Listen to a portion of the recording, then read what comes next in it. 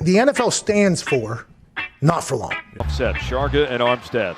Roll out, Walker still running out. Looks to the left, wide open, Thompson touchdown.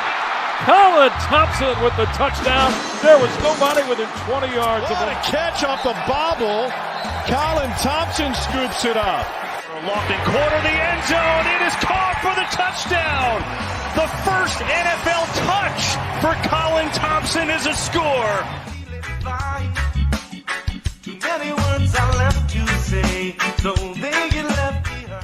Welcome back to the Colin Thompson Show. I appreciate everybody tuning in. Again, Jack in the back, thanks for getting the intro killer for us here at Not For Long Media as my puppy now comes in to join us.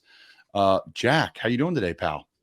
Doing good, back in the swing of things after everybody seemed had a nice Easter weekend or whatever they did with their past weekend. But it's nice, NBA playoffs are starting to ramp up. Hockey's starting to get there. NFL drafts are around the corner. The Masters. I actually paid attention to golf for the first time in my life this weekend. It was actually kind of interesting. But yeah, it seems like all sports are sort of ramping up what you called the best time of the year for sports a couple weeks ago. It is the best time of the year on the sports calendar, I think, by far. Put a bow on all the above. Again, everything we do here is brought to you by Not For Long Media, the Colin Thompson Show. I appreciate everybody tuning in. And first and foremost, I need to talk about our friends over the Original Fudge Kitchen, shipping fudge and sweet treats across the country. For those that ordered fudge, and I know who some of you are, for Easter, your kids, your wife, your family were not upset. They were thrilled. The texts, the DMs, loved the Easter bunnies they got, loved the delicious fudge and sweet treats they've been making for 50 plus years there. Family business. Check them out, guys. FudgeKitchens.com, located all down the Jersey Shore, from Ocean City, New Jersey, all the way down to Cape May, 6 locations. You can get it down there, or again, you could ship it anywhere. So lots to talk about, Jack. But before I do, I want to thank everybody for an amazing 3-day workshop out at NFL West, which is located in LA, right next to SoFi Stadium, the NFL's new West Coast hub office, if you will. And they had an amazing event where 25 current or former players were invited to a media and broadcasting workshop. The first day, legend in the business, Jerry Madelon, puts on an unbelievable hour presentation of how to handle yourselves in this media industry from a professional standpoint, from a business standpoint, from a verbiage standpoint, how to present your arguments, so many different avenues. It was so well done. And we have a nice meet and greet. Got to meet people like Jason Kelsey and Kurt Warner and Ndamukong Suh, Patrick Peterson, KJ Wright, and hang with my guys from Malka Sports with Burton and Copeland. And it was just an amazing, amazing event. And then Wednesday is a full day of workshops, from how to call a game on the radio, how to call a game on TV. Westwood One puts on this amazing presentation of how to call a game on radio. That's done by Howard Deneroff, who's one of the best in the business. You learn how to host your own TV show, host your own Sirius XM show, be a color analyst, be a in-studio analyst, just endless possibilities all day long, just learning from the best in the business, from producers to current players to former players that are all involved with media, how to handle your social media, things like that. So an unbelievable approach and an unbelievable event put on by so many, countless. I can't even begin to read off the names here, but just again, thank you to the NFL. It was fantastic. And then you show up Thursday morning, Jack, suit, tie, hair, makeup, ready to go. And you go on and you call a game on the radio. You call a game on TV. You call, you do a studio analyst job. You have an opportunity to just sit in with some of the best in the business, and it's all on reel, and it's all for our use in the future when we want to send it to people and get critiqued on it, or whether we want to send it to people for jobs. It's amazing what the NFL put on. So a first-class league with a first-class media workshop. They've been doing this for years now. You mentioned guys like Ross Tucker have gone through it. Dan Orlovsky have gone through it. And they really are just amazing people that put it on. So there was probably, 200 people that went out of their way to put this thing on. And it was just first class. People from CBS, Fox, NFL Films, NFL Network, you name it, they were there. and was really, really well done. So thank you to you guys. Jack, you mentioned the Masters. What'd you do about the Masters, pal? It's just it was on the thing that caught my eye initially was just all the talk about it, and it was all over Twitter. I got to read a bunch of the fun facts about it, from like the menu, how they don't charge for the broadcasting rights, just all of the lore about the Masters. And with that, I started to watch the game because they were talking about Tiger, and then all the stuff with the tree falling on the I think they said the 17th hole or whatever on the second day. Just I ended up catching bits and pieces of it, and it was the highlights on after the second. I think they started the third round on day 2, but all the highlights from the second day, I just got involved in it a little bit. It was nice to. I don't know if I'll go and watch any other tournaments, but it was nice to sort of see the Masters unfold a little bit, and like the Live versus PGA going on in the midst of it. I thought added a really, really interesting storyline to it all. Tons of great storylines. Great point, Jack. I agree. I think there are a few things like the Masters, especially someone who's, I'm a hot and cold golf fan. I really am. So, the Masters, I'll watch every swing that you can physically watch. I couldn't this year with some traveling, the NFL event and family with Easter. But, I mean, there's not a better tournament, in my opinion, to watch. The way they cover the game. I don't know why they don't cover other shows like this. Now, I know other tournaments like this, and I know CBS does an amazing job. Jim Nantz, the whole cast of characters, and again, Gusta and the Master is so all intertwined, interlocked, and just beautiful. I checked the box, Jack. I was able to watch and also get a nice nap on a Sunday afternoon. So I was thrilled for Sunday dinner that I had a little extra juice because of the nap. So for me, Rom played awesome. I mean, they all played great. It was fun to watch. I know the story about Brooks Koepka. He's been dealing with some mental stuff.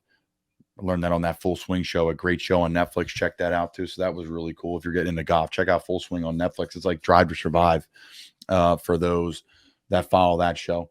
So that was really cool. And then, honestly, I'm trying to think what's next in golf. I was talking about it to some people, but again, they have the U.S. Open. They have all these different things that start to happen as the summer unfolds, but there's nothing like the Masters, Jack. I'll tell you that right now. And there's nothing like our friends over at Shots and Giggles. Shots and Giggles, Key West, Florida, your place to hang out. People are wrapping up spring breaks, but a really great place to get down to. I hope to get down there sooner rather than later. Right behind Sloppy Joe's, a just fun locals bar where you're sitting next to like a pirate, you're sitting next to a billionaire, you're sitting next to, someone who's got a great sailboat in the middle Atlantic Ocean they live on. It's a unique place where you're next to, Dale Earnhardt Jr. has been in there, Kenny Chesney's been in there. It's kind of be a interesting spot and a really accumulation of some really cool people there. Shotsandgiggles.com. Check it out, Key West, Florida. All right, Jack. There's some NBA drama that I know you're just so excited to get to. Yeah, so it involves the NBA's Dallas Mavericks. Now, the NBA is so chaotic, a massive whirlwind of news stories overtook this, but it's still kind of at the forefront. But so on Friday night, the Dallas Mavericks were set to play the Chicago Bulls, and I believe at that point they had been mathematically eliminated from the playoffs the night before. So before the game started, they benched Kyrie, Tim Hardaway Jr., Josh Green, Max Kleber, and Christian Wood, which are pretty much all their starters except Luka Doncic. They didn't bench Luka because it was Slovenia night, because at the time Goran Dragic, the only other NBA player in Slovenia, was on the Bulls when they scheduled it. I think he's on Milwaukee now. So they played Luka because there's just a bunch of fans from Slovenia were coming to watch him.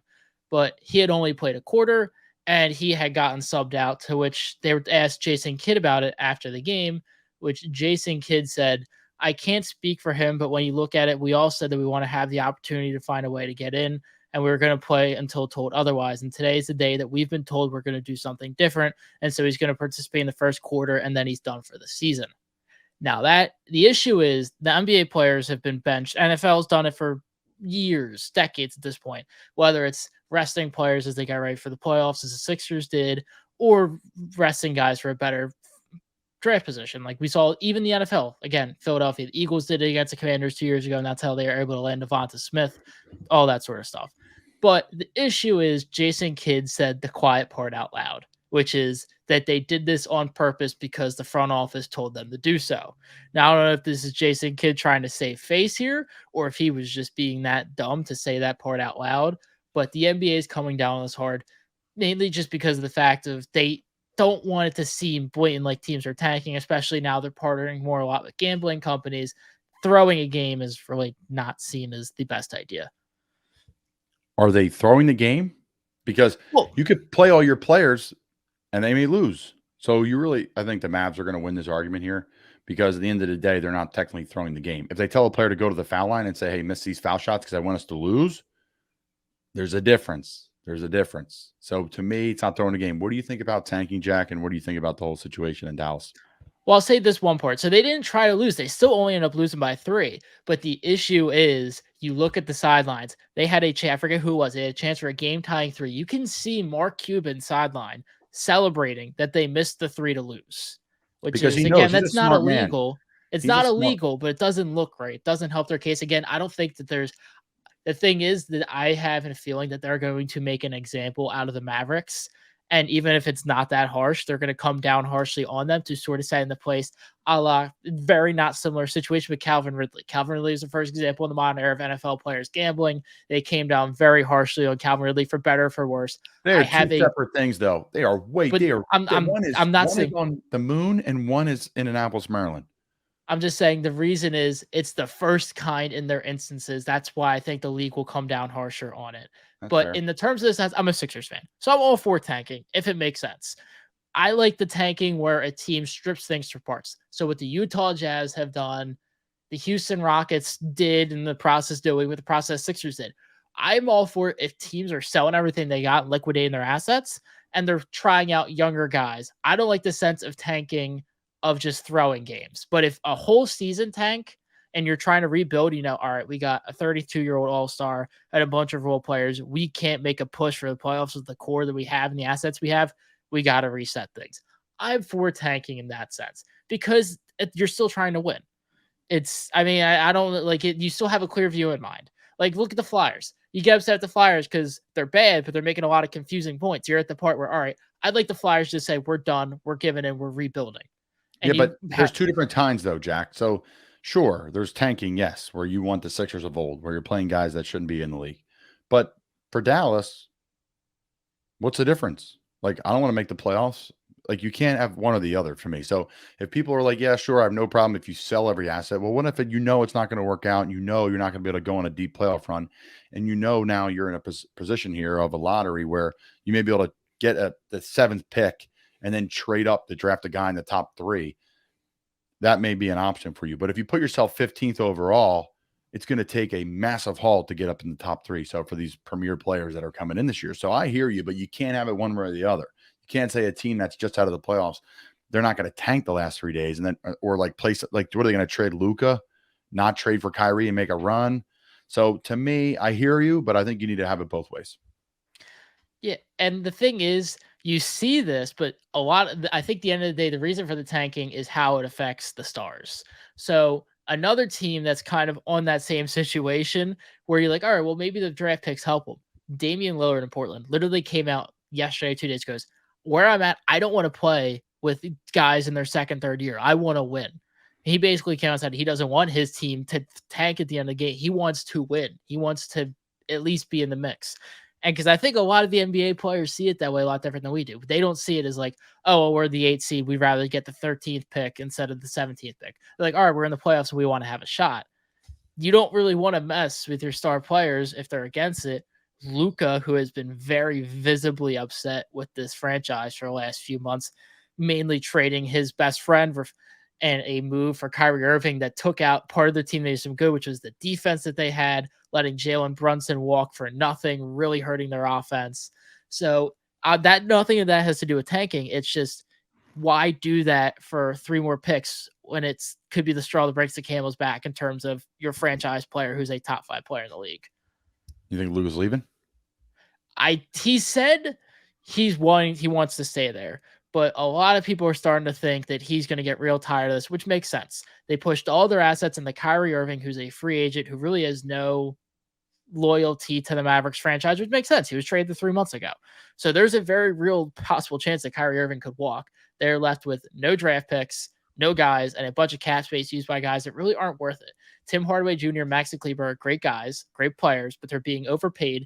And with the new collective bargaining agreement, a lot of these mid guys that are getting paid like that, or even Tobias Harris's, their values are going to drop. But before that drops, the Caps are going to be stuck in a salary cap situation where they're not going to be able to win or put winning pieces around him.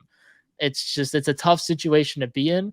And it's just, they have consistently made one bad mistake after the other, despite being handed a franchise great in Luka Doncic. Plus, they're in the West, which is a much tougher conference, I would assume, at least in the last, couple decade.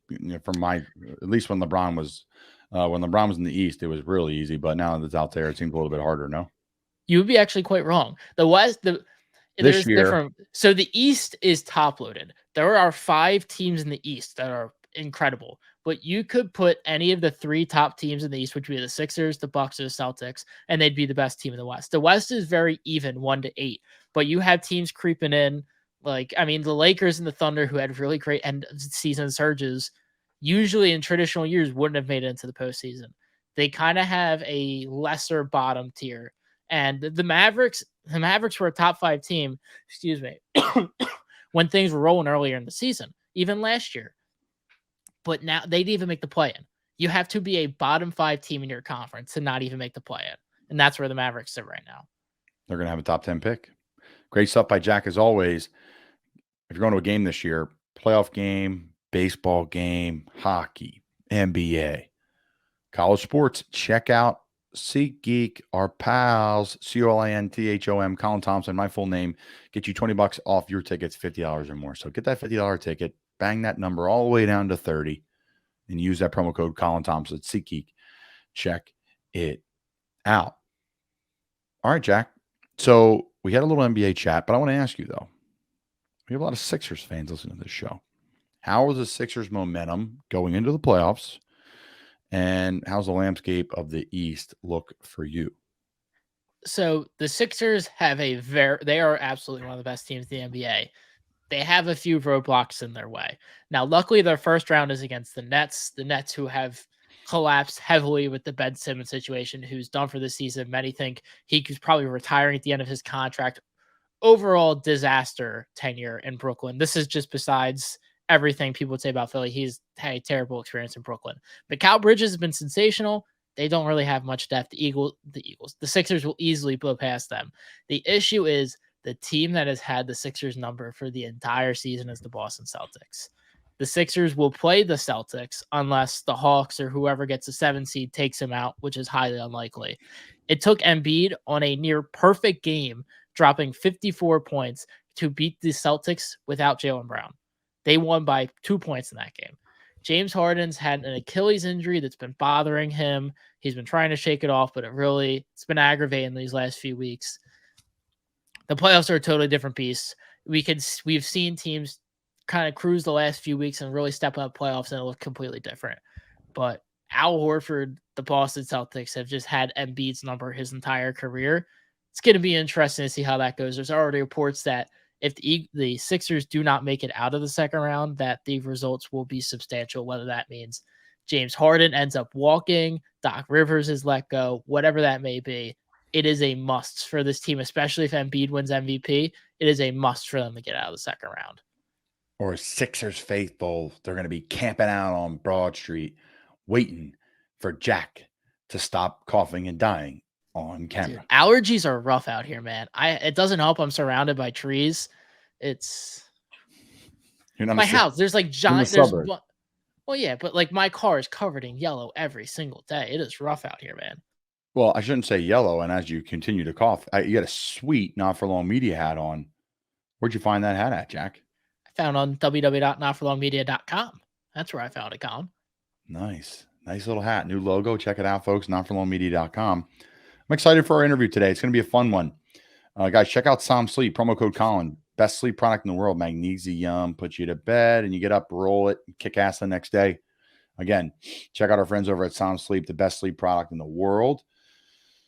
A good friend of the show, a gentleman that was a huge supporter of mine with the New York Giants, Chef Angelo, the head chef, executive chef of the New York Football Giants, a first-class organization I was very, very blessed to play for back in the day. My first team I was with in the NFL, really great spot. And they have the best food in the league, in my opinion, that I've been around. And he has a lot, if not everything, to do with it. First class man, father, chef, and he has an unbelievable just staff there that's been so good to me and so good to so many players around the NFL. So, Chef Angelo, I can't thank you enough for coming on our show. You're first class. And again, I hope you guys enjoy Chef Angelo's interview. All right, guys. So we got Chef Angelo Basilone, the head chef, executive chef for the New York Giants, joining the show today. How you doing, man? I'm doing awesome. How you doing? It's great to see you again. You run the best ship in the NFL, I will say. You really do. Thank you. It's a fun gig. It's definitely, it's been there since 2009. Some learning curves in the beginning, but I think we do a decent job. I think the best part about what you guys do is just how personal you guys make the approach with food, the dining experience, how much you guys care about the players. Everybody cares, right? Everybody, all the teams, all the chefs, everybody puts amazing work in. They work crazy hours. Guys are in there starving, gaining weight, tough day personally, good day personally, good game, bad game. Guys are in there, right? So you're dealing with all different personalities. You're dealing with all different moods. You're dealing with coaches that don't sleep. So you're dealing with everything. But every time going into that place, it was a highlight of my day and a lot of players' days. Like the culture there, we're going to get into all this stuff, but just an amazing job. So I'll pat you on the back for now, and then I'll appreciate rip that. you later. I mean, that's just my team. People that I hire. We're a small group, small kitchen group, but they're really they do care. They want to make sure we're fueling them the best we can, and they want to make it fun. I've been a Giants fan, since I saw Joe Morris run out of his shoe against back in the 80s. So when I got, the job, it was kind of like, wow, I'm cooking for the Giants. I was a Giants fan forever. When I got offered the job, I had called a couple of people. I called my sister. I'm like, if I were to tell you what my dream job would be, what would you think? And she's like, you're cooking for the Yankees? I'm like, no. And then she's like, the Giants? I'm like, yeah. So it's pretty much a dream job. I get to combine my two passions. And, I played sports in high school, played football. I wasn't very good. You know me, I'm 5'6". So, but, I always loved the game. I played it since I was Pee-wees. And so I understand it. I'm a huge fan. And combining football and food, I didn't even know that existed until it got offered to me. Yeah, so let's go back to the beginning. Your passion for food, where did that stem from? Italian family. Both my parents were born in Italy. So food was we always sat down to dinner. There was there were always 2-3 courses. There was a pasta, there was a second course. There's fruit and nuts at it, always at dinner. My mom never wanted to go out because she's like, why go out? Why spend all that money when I could do it just as good, if not better? So food was always like a main focus. I did go to college and was trying to figure things out. Went without undeclared, stayed at college for like a year and a half. I'm like, I didn't really know what I wanted to do. So I got a job in a small Italian restaurant in town where I grew up, and really enjoyed it.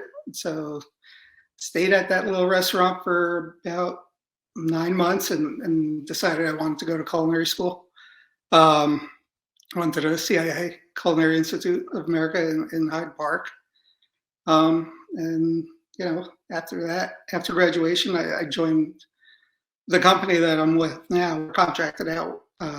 So I joined Flick Hospitality and did the corporate thing. So it was different accounts. I was at State Farm Insurance. I was at ADP, at Honeywell. Before the Giants, I was actually the chef for the Archdiocese of Newark. So I was cooking for priests and nuns, and then the opportunity with the Giants came up. back in 2009, teams started building their practice facilities, and they weren't eating in the in the locker room anymore. They had these nice facilities, and that's where it started. Yeah, I mean, it's just a unique world of food in our business is massive now. I mean, it always has been massive, right? You're feeding large amounts of people, but now I don't want to say it's a part of the recruiting pitch too. You're part of free agency. You're a part of the backbone. You're part of the culture. It's an investment by the owners. I think that's the number one thing. People always ask me in my travels, "Where's the best you've been?" Out, no disrespect to other places. Chicago is great. Carolina's been great, but you guys are just 5 stars, and I think it's from ownership, right? I mean, you could speak more on that, but there's a culture there of everyone sitting and eating together. You're sitting next to people you didn't know. You're learning. I wasn't on my phone there. It was just a unique atmosphere where I just thought everything you guys did there was first class. But talk about the support from people above you, because it's easy to do your job when you have that support. And I've been places where you may not have that support, honestly, and it makes it harder. So talk about how amazing it's been for you. Well, it's funny you said that, from ownership and the support, because you wouldn't be surprised if you see my dishwasher Tal sitting down in the cafeteria, sitting down with the owner, having lunch. Bob Papa, the voice of the Giants, always says, what other organization in professional sports where you'll see the owner sitting down and having lunch with the guy that washes the dishes? That place is a family atmosphere. They care about you. They treat us like gold there.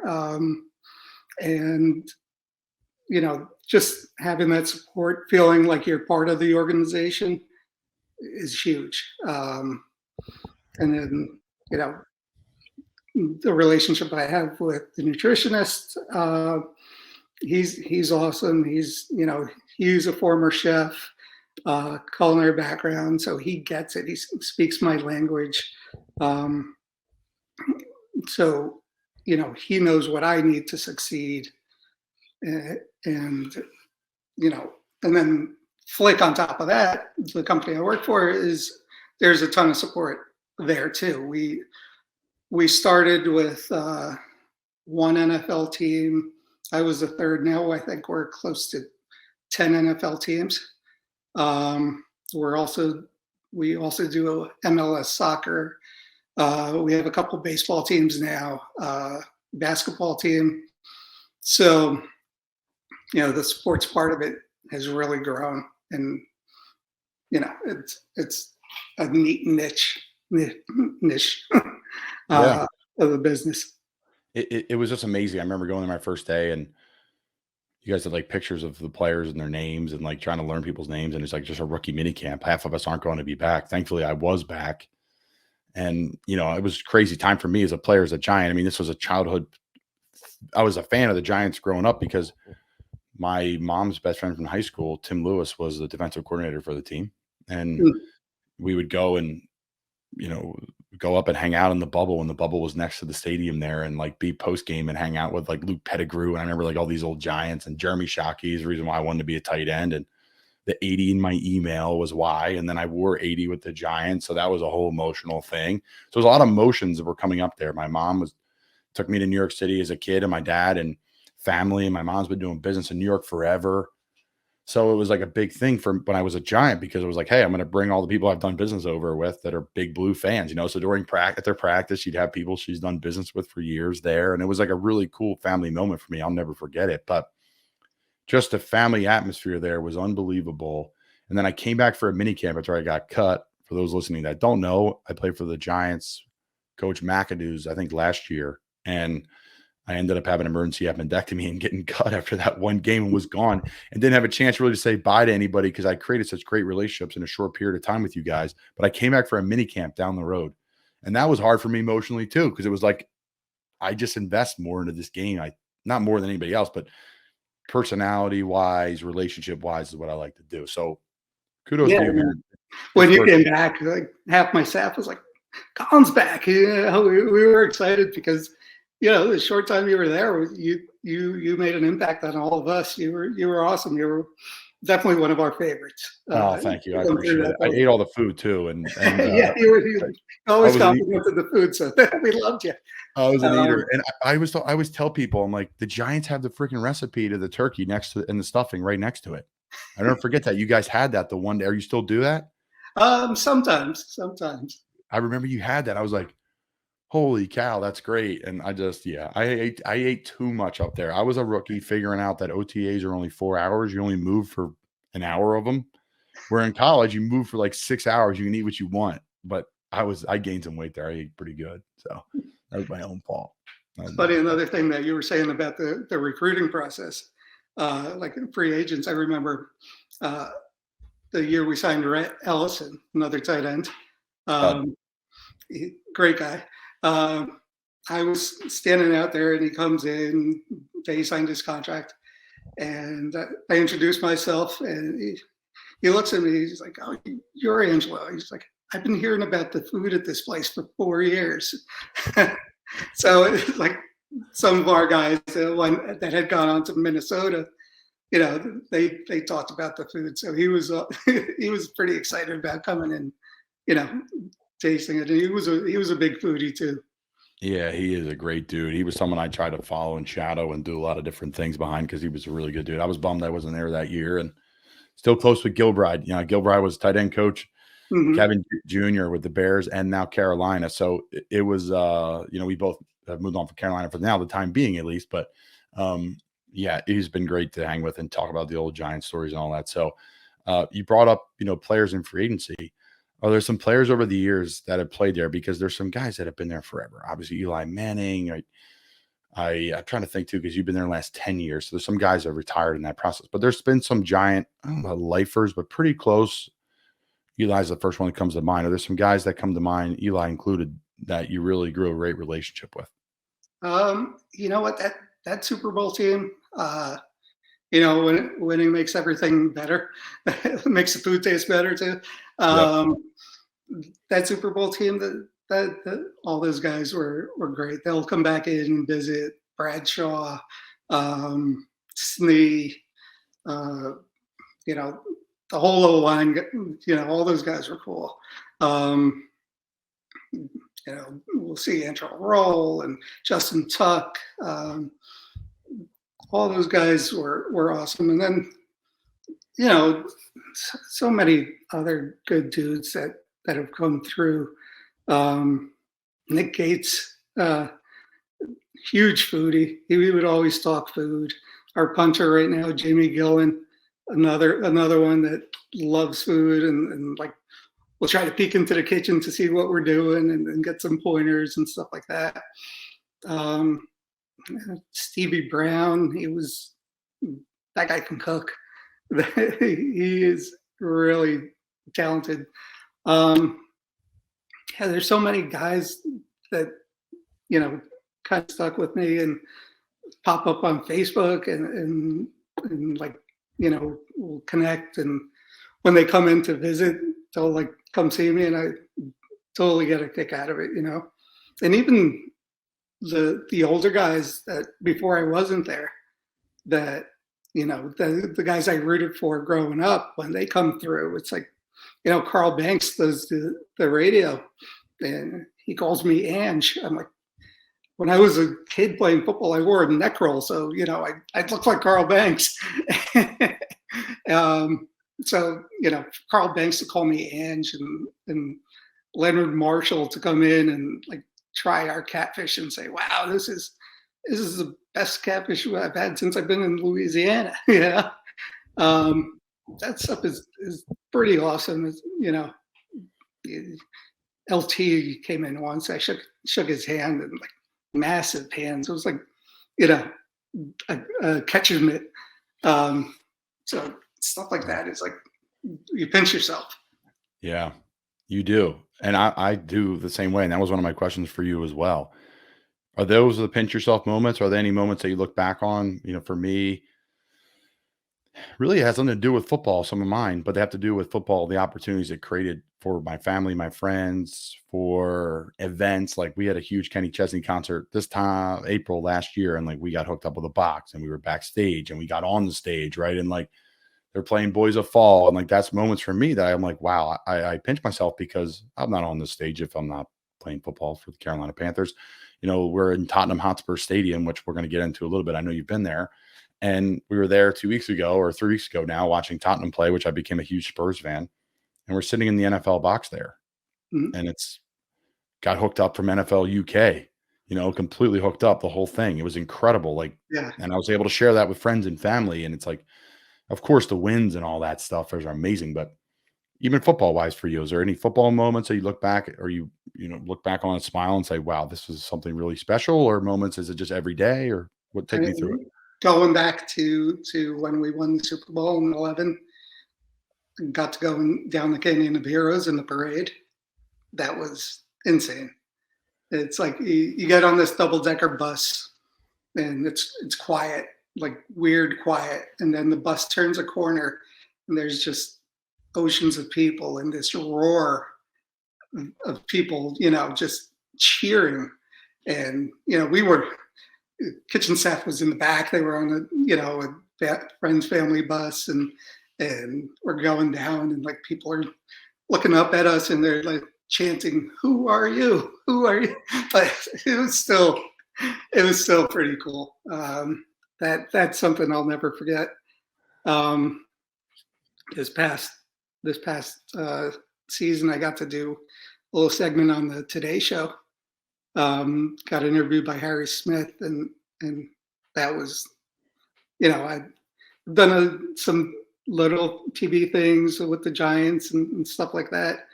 But I'm sitting there that morning and it just kicked me. I'm like, this Today watching this. So I started to sweat and get nervous and all that stuff. Little things like that. I think very early on, NFL Japan came into the facility and I had they did a little segment on the food and I had to, look into the camera and say something in Japanese. I never saw that segment after we filmed it, but yeah. That's great. There's some great moments, man. They really are. And it's cool to share it with friends, family, your staff too, right? And you see how much you affect them and your hard work. I watched the Today Show clip. Weekly food consumption. Is this true or false? 200 pounds of fish, 300 pounds of meat, 500 pounds of chicken. Yeah, I can even be a little more, during training camp, it gets crazy because, there's training, there's the rosters are expanded, there's extra coaches, there's extra media, there's extra fans.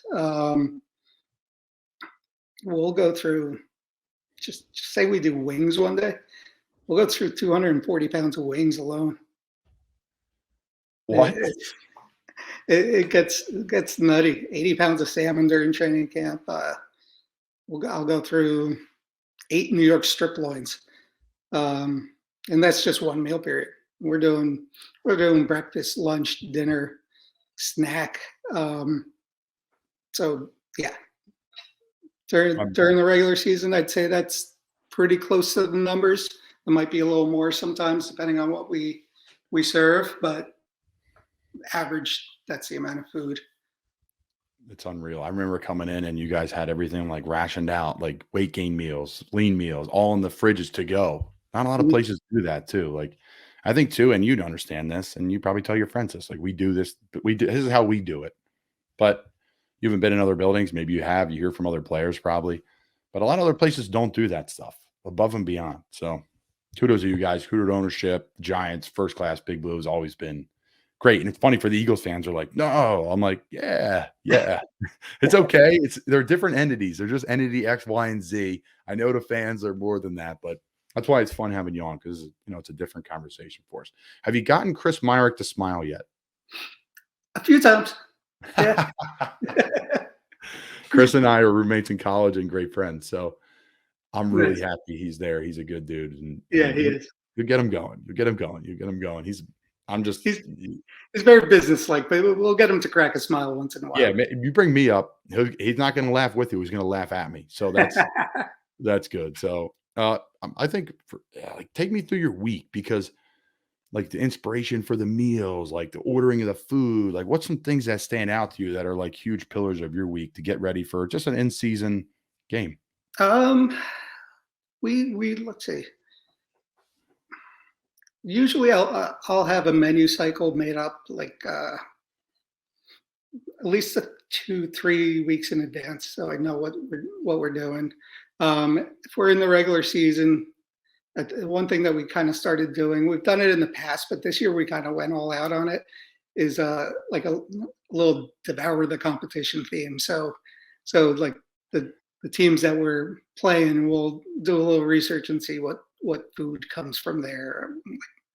Like there was this burger place in Seattle, and it's like two thin. They call it the whammy burger. So it's two thin patties, simplest thing. It was like a 2-ounce patty, cheese, another 2-ounce patty, diced onions, pickles, and ketchup. They went crazy for it, you know. And then we'll theme the menu out on Wednesday. So I used to call it like subliminal food motivation. This is where you get focused on your opponent this week. So that kind of takes one day. On Wednesday, Thursdays are your heavier days because you guys are going hard in practice on those days. Mondays are usually a recovery day, so we'll go a little lighter. Maybe sometimes a brunch, or lighter food because you guys have massages going on, or recovery, watching film. And so we do that on Mondays. Tuesdays a makeup day or workout day, usually a day off. So that day, not all players are in the building, so we have a little more fun. Maybe not necessarily the healthiest things that day because the guys aren't there, and then the guys that show up are like, "Oh, you guys do it, or you guys go all out on Tuesday. I might come in more." I love it. Yeah, you're getting players in the building that way. The coaches love it too. Right. And then Friday, just a normal day. Saturday, breakfast, a quick lunch because you guys are traveling. And then on game days, that's when we go home and watch. Yeah, you get it off. Root everybody on. That's your off day, and then you got to watch the game and stress about it. And exactly. yeah. That's the NFL for you. It's a grind. It is 7 days a week, but it's a heck of a run, and it's a heck of a high. And it's usually a big crash for me. I get to chill out. Obviously, at the end of the season, I usually come down pretty hard and eat some really good food, as you've seen with the Samboners. Now, where do I need to go in your neck of the woods there in North Jersey for a great sandwich, great dinner? Where's your favorite spots around there to get a bite to eat? Let's see. We're talking fancy in Rutherford. Cafe Matisse. It's been there for a long time, and it's a small kitchen, and the chef there just does amazing things. It's like, it's small, like you pick 4 courses and it comes out, it looks beautiful, tastes great. There's some places in the city that have just been insane, like Blue Hill chef, I'm drawing a blank on his name, Dan Barber. He's all about like sustainability and using everything, and like the dining experience up there was insane. The Bernardine went there. My wife took me there for my birthday this past year. It was incredible. Of course, all those places. But North Jersey, good sandwiches, a great little sandwich spot right here in town called Bogey's Hoagies. They give you nice sandwiches. All the little sandwich spots, those holes in the wall. There's Stewart's Deli in town, which is just like an old school deli, family owned, and they'll take care of you and just make a nice sandwich. That's great. Yeah, that's so North Jersey though. Like any hole in the wall, right? Like, is Steve Sizzling Steak still going? It is. Yep. Yes, I used to love. I think the sign says 77 years now, 78 years. Oh man, I love going in there. hmm Yeah, It's yeah, an old school steakhouse. old school steakhouse, like couple potatoes, whatever it is, the fries they are, and then the steak comes out with the mushroom caps on it, Yep. medium rare. It's still sizzling. Yeah, that's good. It's affordable too. I think it's super affordable. Right. Right. No, it's old school. You can't beat up there though. The food in this area. Now, for you, supplier wise, like you have everything you need and more. I would assume being up there, like for food wise, right? Like is there ever a shortage of food? During the pandemic, it was tough. Really? Yeah. Yeah. A lot of suppliers were, supply chain issues and, a lot of driver issues, truck issues. So yeah, we had to really plan ahead our menus then and be ready to coin one of Coach Coughlin's old phrases, midstream adjust, and switch up the menu on a dime because this didn't show up or that didn't show up. Thank God it's back to normal now, and we do have everything we need. There's fish from wherever we could get that daily. Our produce comes in every day. We even deal with sometimes a game place in Boonton called Fossil Farms. So we've done bison and elk and different things like that, which some of the guys are a little weary about, but the ones that try it, they enjoy it. That's great. Yeah, that's great. Now you gotta the food, the game, right? It's always interesting going with guys, right? Everyone's like, I want it well done, catch up. I'm like, come on, that's not that. No, we're not doing that. It's medium rare, salt and pepper, and if it's a good piece of meat and it's seasoned correctly, it's going to be great. No, that's tremendous. Now, are you getting away? You getting to some Yankees games? You're a Rangers fan? I'm all New York Knicks? Rangers, Yankees. Knicks, Giants. There you go. Yeah. So you're like a 4 for 4 in Philly, but you're that type of 4 for 4. That's great. Yeah. I'll get to a couple of Yankees games, and I haven't been to a Rangers game in a while, but they're always fun to watch, having a great season. They are. Patrick Kane, man, I love that. They're going to be fun in the playoffs. Like their goalie and their scoring, Tarasenko, the guys they brought in to play with those guys. The Garden is awesome. Yep. I mean, that feels like 1994 was just around the corner, but SEA. Yeah. So they're due. So they are. My Flyers are just in the tank, brother. So I'm picking. I am an NHL like just diehard. So they actually brought the cup in last season when the playoffs were coming to an end, and so I got to stand and take a picture with the cup, which was pretty cool. I saw that with your staff too. What was that like in person? It's so big, right? It was huge. Yeah. It just, was afraid to touch it. They don't want to jinx anything, Don't jinx the Rangers for sure. Now you were over in England, London for a game. What was that like, that whole experience? I know you guys practice away from London, which is unique. Tottenham Hotspur Stadium is like one of the best stadiums in the world. The stadium was gorgeous. And the hotel that they stayed at, like the staff was so nice. And my role there was basically be a conduit between the team and the kitchen staff and make sure, if there are any schedule changes or there's any like little questions that they had. They did a great job. This was the second time I had gone. The first time,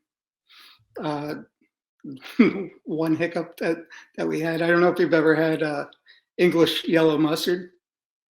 It looks like French's, and they had put it out for something, and I didn't know at the time how spicy it was. So Snacks Harrison smears it on his burger and takes a bite. Snacks is a big dude, and he just walks up to me with his eyes wide open. He's like, "Chef, trying to kill us." It was like he got like that mustard did a job on him. Just the spice alone. But had I tasted that, I would have said put a warning on that. But other than that, they did a great job with the food. Hotel was nice. They had this practice field. It looked like Field of Dreams. It was kind of like in the middle of nowhere, a golf course in the background, and it was really cool. And then I got to be on the sideline for that game, which was a great experience, especially when we won. So being that close, that's another pinch me moment that I'd never thought I'd have. Yeah, there's some great ones. You guys had a fun year this year. You guys were a fun team to watch. We lost to you guys, which stunk for us, obviously, with 2 years in a row now. But you guys had a great year. What are you looking forward to next year? The coaching staff is a bunch of great guys. Coach Dable is really awesome. Down to earth. And like the guys that he brings in and Joe Shane brings in, they're all good guys. I don't know if that's a prerequisite, but the team are like a bunch of down to earth guys that respect you and just say thank you and enjoy things. And that's been the case for all the coaches. From Coughlin to McAdoo to Judge, everybody, they've all always treated us right and always been nice to us and appreciate what we do for them. And they let us know that. I love it. This McAdoo, because I was with him this year. And I'll be honest with you. I was a little when I saw Coach Rule was interviewing him, I was like, oh man, here we go. Because he got on me, but I deserved it. I needed it as a rookie. It was the right thing. Mm-hmm. But I ended up loving him in Carolina. Him and I hit it off. He is like blue collar as day, is long, like from Pennsylvania, as he calls it, South Pittsburgh, like middle of nowhere, blue collar family. I loved Mac. And he would do cottage cheese and spinach. Was he doing that with the Giants? He was doing like heaping amounts of cottage cheese and spinach. I don't remember that. No, I don't. Legend. We won't cut this, so it doesn't. This will make the podcast, but it won't make the social media cut up. So I don't hear about it from him. But man, he would come in the thing and he would load up with cottage cheese after a lift in the morning, protein. And he would get some like spinach like he was Popeye. Oh man. I don't think he did that by us. That's awesome. He didn't. He probably didn't lift as much either, or had as much time as the head coach. I'm right. A little bit different when you're Big Blues head coach. So any plans for the rest of the offseason? OTAs is coming up, and then you got summer, man, and then we're rolling just like that. Yeah, it's coming up fast. My daughter is a senior in high school. So we just decided on a college. She'll be going to Quinnipiac. Nice. In the fall. So super proud dad moment there. Yep. When I started with the Giants, she was in kindergarten. Wow. So now she's going into college, and she's going to be studying film. And I don't know where she got it from. She's straight A's all throughout high school, and it's her mother, because it's definitely not me. I love it. That's great. She's an artist just like Dad. That's great. Yeah. Quinnipiac, they got a good hockey program. And that's a side note. I'm a hockey nerd, but yeah. Final semifinals or Final Four? I think they call it the Frozen Four, but yeah. It's gonna be good. You're just in the mecca there too of sports, like everything. How about FDU this year? St. Peter's last year, big time. Crazy, man. Their budgets are like under $1 million. These schools are playing, their budgets are like $100 million. It's nuts. There's no Chef Angelo's walking around in FDU. No, I don't think so. No, I don't think so. It's right down the road, though. It is, man. Them in St. Pete. So listen, man, I appreciate you coming on. You guys are first class, your whole staff. You are the best. I remember the first day I met you, you came walking around and just were super gracious and you know, I was just a young whatever, thinking I'm going to play 50 years in the NFL kind of guy, and it's been okay to me, but it's been a journey. I always talk so highly of you and your staff. So appreciate you coming on, man. It's been great. That's them. You know, I love my staff. They really work hard and do such a good job. They put in long hours and you know, it can be a grind, but they take a lot of pride in what they do. And, you know, I'm very grateful to have the staff that I have. Chef Ange, thanks, brother. Appreciate you coming on. Get Thanks, you on Tom. again soon here. Great to see you.